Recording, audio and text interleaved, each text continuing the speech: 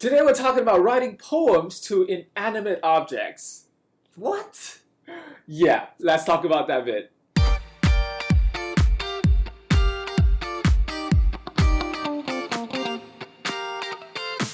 Yo, you're watching VidTalk on VoiceTube TV. I'm JR. I'm Ray. And I am reluctant to talk about poetry. Aren't we supposed to be talking about Kobe Bryant's retirement today? Yes, we are, Fred. No, we are talking about Kobe's retirement, but more specifically, we're talking about his poem that he wrote to basketball, that inanimate object. Kobe and poetry. That sounds totally off. That sounds awkward because the Kobe I know shoots great hoops and does a lot of trash talk. And that's Kobe.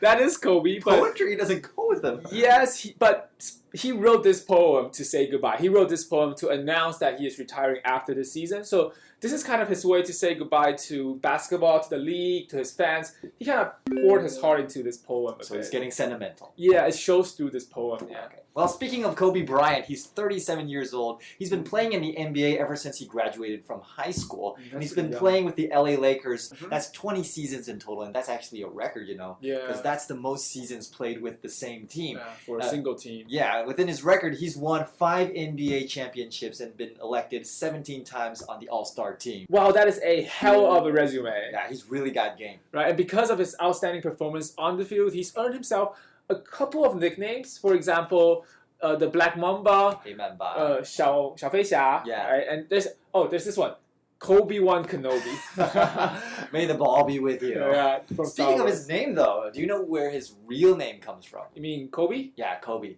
Where does it come from? Well, actually, before he was born, one day his dad was eating in a restaurant and he was having Kobe steak. Really? 神户牛排. And it tasted so delicious, he decided to call his first child Kobe. Wow, for real? Yeah, that's right. That is crazy. So for your case, you like to eat stinky tofu, right? Right, so following that logic, I would name my first child Stinky and my second child Tofu.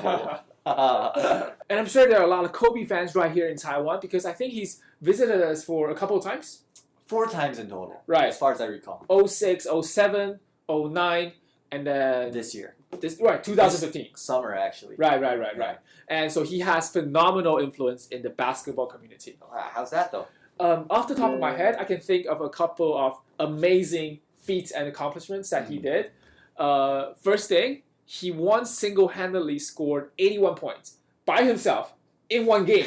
That's crazy. Yeah. 81 points? What's the final score, though? It was 2006 against the Raptors. The final score was 122 versus 104. Wow. So he scored 81 points out of 122 on his team. Right. That is amazing. He really blew the competition away. Yeah, he must have been really at the top of his game at that time being. And on top of that, second, he is placed overall in the 3rd place in NBA history as the top scorer. In terms of total scores? Yeah, in terms of total score. Wow. He's placed right above Michael Jordan. That definitely gives him some speaking right. Right. But he's here for a definite reason because he's a really hard worker. Yeah. Usually his team, they do team practice at the gym around 7 in the morning. Okay. But usually he gets up earlier than that. He does individual training on his own. Before 7? Yeah, before 7. So he gets up around like 4 in the morning. Wow. 4 in the morning to do practice. He's really dedicated. He really has strong work ethics. Yeah, and don't just take it from us. A lot of other professional players have said nice things about him. So here are a few quotes of players paying homage to this excellent player. Michael Jordan said in his 2012 biography that Kobe's the only one to have done the work and that he deserves the comparison to himself. Wow, that's a great compliment. Yeah. Jason Kidd in the 2008 Olympics said, Kobe was great. He practices as if it's Game 7. He wants to prove that he's the best player in the world every single practice. And Shaq O'Neal, his old teammate, he said in a 2011 memoir that Kobe, he works out every day, he practices every day, unlike the other stars. But everybody has his ups and downs in life, and Kobe is no exception to that. Recently, he's been losing his touch in his game for the past few seasons, mostly because of some injuries that he's had. And one in specific is his Achilles tendon. Yeah, he's been really having some problems with that, suffering from that. And the Lakers, speaking of them, well, they haven't been performing well in the past few seasons too. Yeah, painfully to speak, that is true. Yeah. And for Kobe personally, he has an accuracy rate of around 30-ish%. So that's 1 out of 3 shots, which is not that good actually. But because of his dedication and loyalty to the game, the coach refused to bench him and still puts him out there for every game. Yeah, because he's kind of like he's the symbol, right, the spiritual leader, right, of the Lakers team. Yeah. But Kobe himself, he couldn't take this pressure anymore. He wanted to take this off his shoulders, and he said long beforehand he has made this decision, and he felt that this is the right time to do it. This is the right time to let go. Right. To retire and to call it a career, basically. And he expressed this with his kind of melancholic, kind of determined poem. So this is where the poem comes in. Right. This is finally where the poem comes in. All right. Do you have the poem? Yeah. So here we wanted to show you a little excerpt of the poem so that you can get a feel of the inner world, the inner feelings of the Black Mamba of Kobe Bryant. Right. Here's the poem. Dear basketball, you gave a 6-year-old boy his Laker dream, and I'll always love you for it. But I can't love you obsessively for much longer. This season is all I have left to give. My heart can take the pounding, my mind can handle the grind, but my body knows it's time to say goodbye. And that's okay. I'm ready to let you go. I want you to know that now so that we both can savor every moment we have left together. The good and the bad. We have given each other all that we have. Wow, that is deep. Yeah. That is really deep. Do you like poetry now? No, I always had bad scores in poetry, so no. So this is about it for Kobe's retirement. And right here we have a video for you that's a news highlight on this particular issue. And after you check this out, we'll be back with our weekly challenge. After 20 incredible seasons as one of basketball's brightest stars, Kobe Bryant is planning to retire at the end of the season. Bryant wrote a poem published in the Players Tribune announcing his decision to hang up his sneakers and call it a career. And what a career it's been. Bryant will go down as the NBA's third all-time leading scorer, just above Michael Jordan.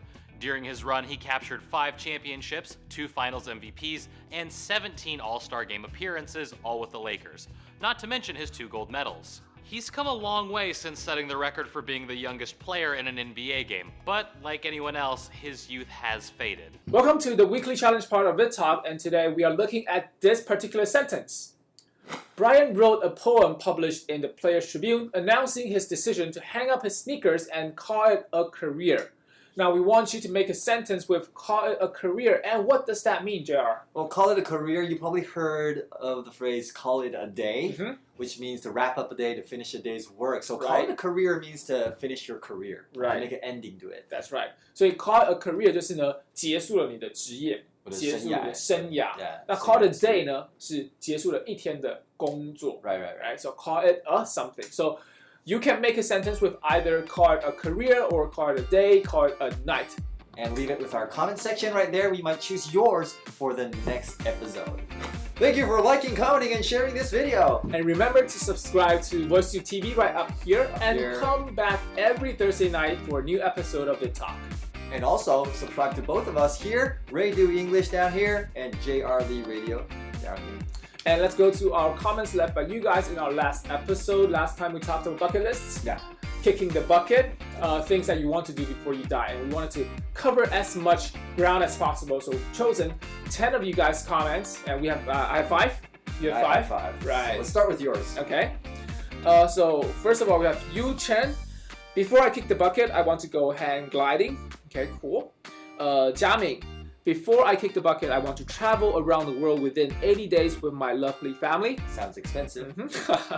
And Odette, before I kick the bucket, I want to live with my family on an island and be good friends with dolphins. Can we be friends with you? We're dolphins. Yu Ting, before I kick the bucket, I want to be a person with strong self-confidence. Okay. And Chen Yu, before I kick the bucket, I want to be a person who can influence people around the world and then teaching them the specific location of Taiwan.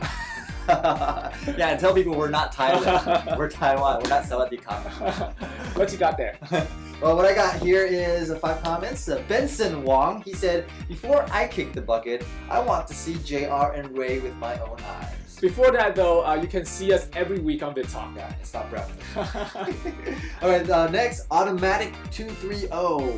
Before I kick the bucket, I want to become a professional dancer and finish a wonderful performance. Okay, cool. Sounds lovely. Next, her name is 我要考上营养师. Bless you. 我要考上营养师. She said, before I kick the bucket, I want to be an honored guest on VidTalk. That won't help you with your exam though. But it will be fun. All right, next, Sunny820714. Is that your birthday? Happy birthday, by the way. Before I kick the bucket, I want to become a person who doesn't give a damn about what others think of me. I just want to truly be myself. You do you. You do you. Last but not least, Mong Chi Shi. Mong Chi Shi. Sounds like a monkey. Mong Chi Shi. Before I kick the bucket, I want to use the rest of my life to accompany my family, especially my wife. That is sweet. That's sweet. And those are our comments for today. Right. Thank you very much. That's a wrap for the show. And I'm JR. I'm Ray. And we'll Talk to you next time.